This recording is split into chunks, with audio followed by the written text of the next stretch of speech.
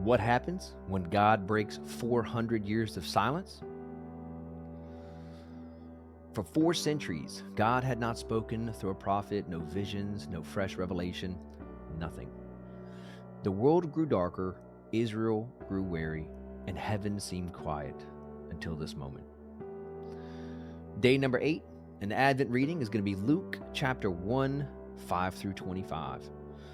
The angel Gabriel appears to Zechariah while he is serving in the temple and announces the birth of John, the forerunner who will prepare the way for Jesus. Luke 1, chapter 5 through 25. John's birth announced to Zechariah.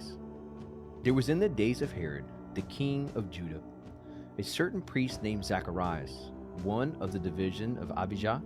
His wife was the daughter of Aaron, and her name was Elizabeth. And they were both righteous before God, walking in all the commandments and ordinances of the Lord, blameless. But they had no child, because Elizabeth was barren, and they were both well advanced in years. So it was that while he was serving as a priest before God in the order of the division, according to the custom of the priesthood, his lot fell to burn incense when he went into the temple of the Lord. And the whole multitude of the people was praising outside at the hour of incense. Then an angel of the Lord appeared to him, standing on the right side of the altar of incense.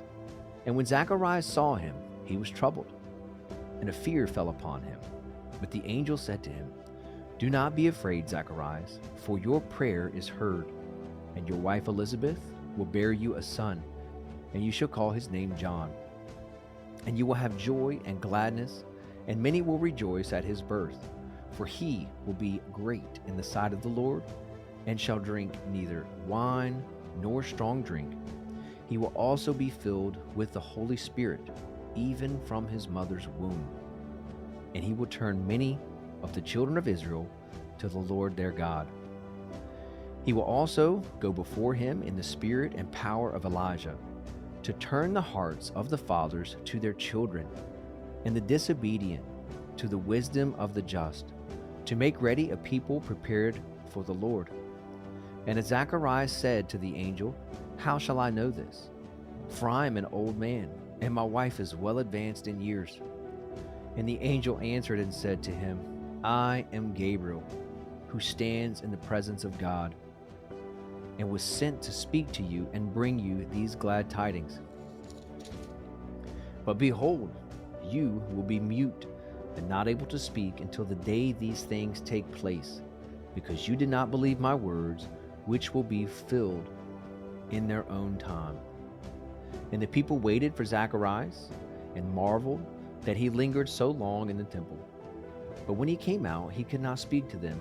And they perceived that he had seen a vision in the temple, for he beckoned to them and remained speechless. So it was, as soon as the days of his service were completed, that he departed to his house. Now after those days his wife Elizabeth conceived, and she hid herself 5 months, saying, "Thus the Lord has dealt with me in the days when he looked on me to take away my reproach among people." So, this moment is massive. The silence breaks after 400 years. Heaven moves. God begins fulfilling the promises we read last week, starting with the birth of the one who starts to turn the hearts back to the Lord. Zacharias and Elizabeth weren't important in the eyes of the people. They were older, childless, and overlooked, but they had been obedient for years. They were faithful. And notice this: when God is ready to advance his plan, he often starts with the people that had been quietly walking in obedience for years. So men, this is a reminder to us. God works in ordinary lives.